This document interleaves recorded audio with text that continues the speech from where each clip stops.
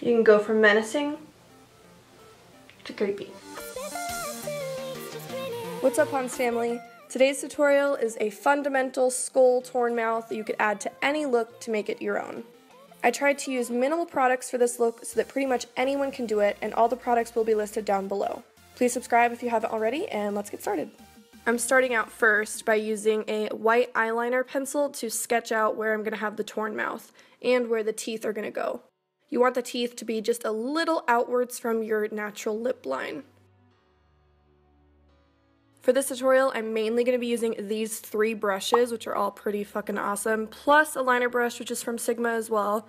I'm starting off with this larger angled brush from Sigma, and I want to fill in the skull portion with these 2 colors mixed together from Mehron, just so that it's not so stark white. You could instead go ahead and fill in the teeth first, but I like starting out with the full base and then adding the details in later. I'm going to use Mocha eyeshadow to do all the shading on the mouth for the most part, but any matte brown eyeshadow will do. We're not going with like a black and gray skull, we want it to look kind of aged and yellow and brown. Use your lip line to extend where the teeth are going to meet. You want your lip line to be hidden as possible, and then just start sketching out the teeth. You could look at a reference picture to see exactly how skull teeth go, or, you know, just look at your own teeth. That's kind of what I did too. I wanted them to be about the same shape and size. And so as you get to the outer corners, you're going to want them to be smaller and kind of overlap behind each other. Because it gets back to the back of your mouth, the teeth would be a little smaller because they'd be hidden by the tooth in front of it. For the bottom teeth, using that small liner brush, doing the exact same thing with the eyeshadow, but I'm doing them a little more diagonal and facing outwards just to really get that curve. I want to pack bone from Anastasia all over the skull portion just so that it's nice and opaque instead of looking a little patchy. This look isn't particularly realistic in the way that if your skin was pulled upwards, it wouldn't just have your skull exposed, but you know, it's kind of the fun part about body painting. We can do whatever, create whatever we want. With that said, the skin would cast a shadow down onto the skull, and the teeth go up into the bone and kind of leave a curve where the root of the tooth would be. So you want to create that. Even just look at your gums, you'll see that your teeth go into them and have this little bump. As you get towards the back of the mouth again, since we are curving backwards, you do want it to be even darker. So I'm adding a ton more of that brown eyeshadow. Do the same thing to the bottom. I didn't do the bottom quite as dark just because it doesn't have the skin kind of overlapping on top.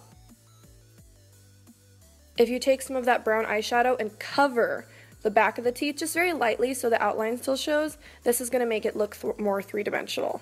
You want those front teeth to really pop forward. As the teeth go into the bone that they kind of connect into, they'd have just a little bit of shading on the top of the tooth going downwards. The sides of the teeth themselves would also be super defined, and the bottom line, so you want to keep adding shadow just to really darken those.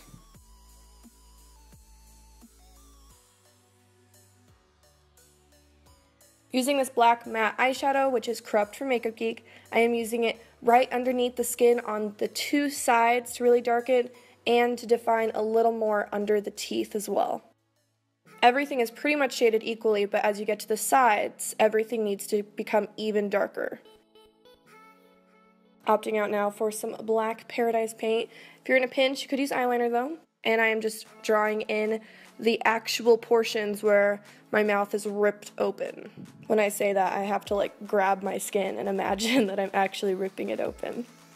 I also just noticed that my voice is a little raspy today. I think from maybe all the screaming in New York. So don't judge me, monkey. The skull looks so out of place against the black, so we're going to use dry brushing, which is pretty much using the paint that's already still on the brush, but it's not really wet anymore, just to bring it in and have it mesh in with that stark black. Start to kind of dry brush it into the teeth a little bit, just so it really looks like it's actually disappearing into the black of the mouth. And if you're doing it with a dry brush technique, you won't really necessarily mess up the eyeshadow because it will just nicely blend on top. Now the wrinkles are all up to interpretation, how you think your skin would look if it was ripped up like this. I think that there would be a ton of skin, a ton of wrinkles, because, I mean, that's quite a big little opening I got pulled up on my skin. So I would assume that there's quite a bit happening. So I just kind of went along with the curve of the mouth that I drew out, and not even dipping back into more pigment. I'm just using the pigment I put down to blend it outwards just a little bit. This will really soften the wrinkles and get them looking pretty realistic and natural. And then you want to go in with more pigment now and start to darken a few of those up. Pretty much anywhere that you really add a lot more brown is where the wrinkle would go very deep. So I like to focus on the corners to really add more of that brown, because that would be where a lot of the skin would be overlapping on top of each other. Use some gray face paint for the staples. I put them into the black of the mouth just a little bit to really show that they're pulling the skin outwards. And add shadow under those as well. And have the shadow kind of blend down into the wrinkles a little bit. Since metal is shiny as all hell and dimensional, I added some black eyeshadow towards the bottoms, just a little bit.